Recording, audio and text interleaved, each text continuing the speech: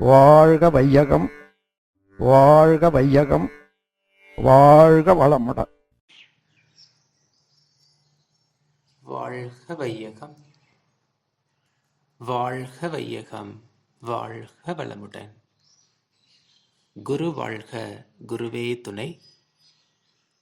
கருணை மற்றும் தனிப்பெருங்கருணை என்கின்ற உயர்ந்த உணர்வு நிலையை பற்றி சிந்திக்கவிருக்கின்றோம். இந்த பிரபஞ்சத்தில் உள்ள அனைத்து இயக்கங்களும் அன்பும் கருணையுமாகவே உள்ளன என்று அருட்தந்தை அவர்கள் குறிப்பிடுவாங்க. இந்த உலகில் வாழக்கூடிய அனைத்து ஜீவ இனங்களும் அதன் தேவைகளை இந்த இயற்கையிலிருந்து தான் பெற்று கொண்டிருக்கின்றன. மனிதனுடைய தேவைகள் அனைத்தும் கூட இந்த இயற்கை மூலமாகவே நிறைவேற்றப்படுகின்றன. கல்லுக்குள் தேரைக்கும் முட்டைக்குள் குஞ்சிற்கும் உணவை வைத்த அந்த இறையினுடைய கருணை எங்கும் நிறைந்திருக்கின்றது. ஒவ்வொரு ஜீவனினுடைய உடல் அமைப்பையும் அதன் இயக்கங்களையும் நாம் சிந்தித்து பார்த்தால் வியப்பையும் ஆச்சரியத்தையுமே தந்து கொண்டிருக்கின்றது. அதற்குள் எத்தகையதொரு கருணையின் செயல்கள் நடந்து கொண்டிருக்கின்றன என்பதை நாம் உணர்ந்து கொள்ள முடியும். உதாரணமாக, கண்ணை இமை காப்பது, இந்த உடலுக்கு பொருத்தமில்லாத எந்த ஒன்றையும் இந்த உடலுக்குள்ள அனுமதிக்காத ஒரு இயக்க ஒழுங்கு. அதை தான் நாம் தும்மல், இருமல், விக்கல், வாந்தி என்றெல்லாம் சொல்லிக் கொண்டிருக்கின்றோம். இரத்தத்தில் காத்து பட்டா உறைந்து விடக்கூடிய ஒரு கருணை செயல். ஒரு சிறிய காயம் ஏற்பட்டு உடலில் உள்ள இரத்தம் முழுவதும் வெளிவந்து விடக்கூடாது என்பதற்கான ஒரு இயக்க ஒழுங்கை இயற்கை கருணையோடு வைத்திருப்பதை நாம் பார்க்க முடிகின்றது. இப்படி ஒவ்வொன்றையும் நாம் சிந்தித்து கொண்டே சென்றால் இறையின் கருணை செயல்களை எங்குமே நாம் காண முடிகின்றது. இதே கருணை மனிதர்களிடத்திலும் சரி, சில விலங்குகளிடத்திலும் நாம் அதிகமாக காண முடிகின்றது. ஒரு சிறுத்தை தன்னுடைய பசிக்காக ஒரு குரங்கை வேட்டையாடுகிறது. குரங்கை கொன்று பிடித்த பிறகுதான் கவனிக்கிறது தாய் குரங்கை பற்றி கொண்டிருக்கக்கூடிய குட்டி குரங்கு. பிறந்து சில மணி நேரமே ஆன அந்த குழந்தை தன் தாயை பற்றி கொண்டிருப்பதை பார்த்த சிறுத்தை செய்வதறியாது தவிக்கிறது. அந்த குட்டியை தூக்கி கொண்டு மரத்தின் மேலே போய் பாதுகாப்பாக வைத்து கவனிப்பதை நாம் பார்க்கின்றோம். ஒரு விலங்கிடமே இந்த கருணை இருக்கிறது என்று சொன்னால் மனிதர்களிடம் அதிகமாக நாம் பார்க்க முடிகின்றது. சாலையில் வண்டி ஓட்டி செல்லும்போது கூட குறுக்காக வரக்கூடிய நாய், ஆடு, மாடு போன்றவற்றை எல்லாம் நாம் எடுத்து விடாமல் தவிர்த்து செல்கின்றோம். ஒரு ஜீவன் எங்காவது துன்பப்பட்டால் உடனே மனமிறங்கி உதவுகின்ற கருணை செயல் நம்மில் வெளிப்படுகின்றது. இப்போ நமக்கு எந்த நிலையிலும் துன்பம் வந்தால் அது எவ்வளவு வேதனையாக இருக்கிறது என்கின்ற உணர்ந்த அந்த அறிவின் நிலையில் எந்த ஜீவனுக்கும் துன்பம் தராமலும் துன்பப்படுகின்ற ஜீவனுக்கெல்லாம் உதவுகின்ற கருணையும் நம்மில் வெளிர்ந்திருக்கிறது. யாரோ பெரியவர் மயங்கி சாலையில் விழுந்து விட்டால் கூட உடனே ஓடிச்சென்று உதவுகிற பலரையும் நாம் பார்க்கின்றோம்.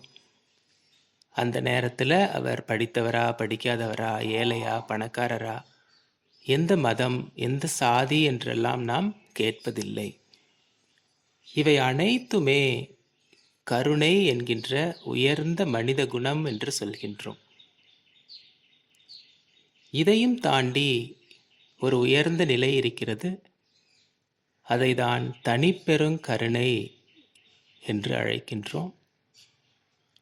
நமக்கு துன்பம் கொடுக்கிற ஒருவர் துன்பப்படுகிறார் என்று சொன்னால் சாதாரணமான மனநிலை என்பது அவர் நன்றாக துன்பப்படட்டும் என்கின்ற நிலையாக இருக்கும். அல்லது அவர் படுகிற துன்பத்தை பார்த்து மகிழ்ச்சி அடைகிற ஒரு குணமாக இருக்கும். ஆனால் அதையெல்லாம் கடந்து நமக்கு துன்பம் தருபவருடைய துன்பத்தையும் போக்க முயற்சிக்கின்ற ஒரு மிகப்பெரிய கருணை செயலை தான் தனிப்பெருங்கருணை என்று அழைக்கின்றோம். இதுதான் இறை அறிவினுடைய உச்சக்கட்ட உணர்வு நிலை என்று சொல்லலாம். இதை மனிதனால் மட்டுமே உணர முடியும். இதன் வெளிப்பாடுதான் தொண்டு என்று அருட்தந்தை அவர்கள் குறிப்பிடுகின்றார்கள். இப்போ வள்ளலார் அவர்கள் அருட்பெருஞ்சோதி அருட்பெருஞ்சோதி தனிப்பெருங்கருணை அருட்பெருஞ்சோதி என்று சொன்னதன் கருத்தும் இதுவாகவே இருப்பதை பார்க்கின்றோம். எப்பொழுது நம்முள் இறை அறிவு இயங்கத் தொடங்குகின்றதோ அப்பொழுது மட்டுமே இந்த தனிப்பெருங்கருணை சாத்தியமாகிறது. தன்னை சிலுவையில் அறைந்தவர்களை கூட இவர்கள் இன்னதென்று அறியாமல் செய்கிறார்கள், இவர்களை மன்னியும் என்று இயேசு கிறிஸ்துவால் இறைஞ்ச முடிந்திருக்கிறது. காந்தியடிகளை சுட்டு வீழ்த்திய போது கூட என்னை சுட்டவரை தண்டித்து விடாதீர்கள் என்று சொல்லிவிட்டு இறக்க முடிந்திருக்கிறது. அன்னை தெரசா போன்றோர்கள் தனக்கு மிகுந்த சிரமம் கொடுத்த காளி கோயில் பூசாரி தொழுநோயால் பாதிக்கப்பட்டு படுத்த படுக்கையாக இருந்தபோது அவரையும் அரவணைத்து அன்பு செலுத்தி தொண்டாற்ற முடிந்திருக்கின்றது. இத்தகைய அற்புத செயல்கள் அனைத்தையும் தனிப்பெருங்கருணை என்று அழைக்கின்றோம். நம்முடைய குழந்தை தவறு செய்கிற போது அதை பொறுமையாக சகித்து கொண்டு அதை சரி செய்ய முயற்சி செய்து அரவணைத்து அன்பு காட்டுகின்றோம். இதை பாசம் என்று சொல்லலாம். இதே உணர்வு மற்ற உறவுகளிடமோ மூன்றாவது நபரிடமோ நமக்கு வருவதில்லை. காரணம் எல்லை கட்டிய உணர்வு நிலை.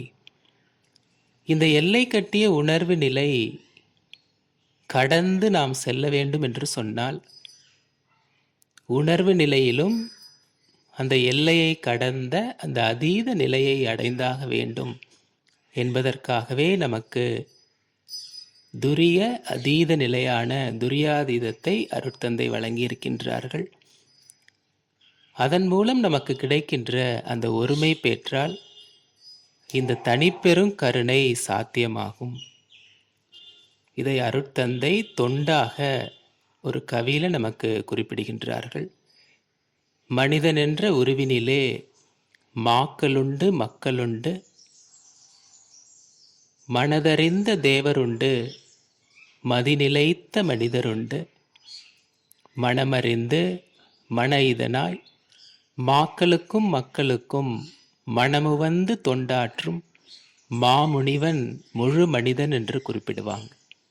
அப்படி மனித உருவில் வாழும் மாக்களாக இருந்தாலும் மக்களாக இருந்தாலும் நமக்கு துன்பமே கொடுத்தாலும் மனமுவந்து அவர்கள் படும் துன்பத்தை நீக்குகிற ஒரு தனிப்பெருங்கருணை செயலே தொண்டாக அமைந்திருக்கின்றது. அப்படி மாமுனிவனாக முழு மனிதனாக தொண்டாற்றி இன்பம் காண்போம் என்று கூறி நிறைவு செய்கிறேன். வாழ்க வளமுடன்.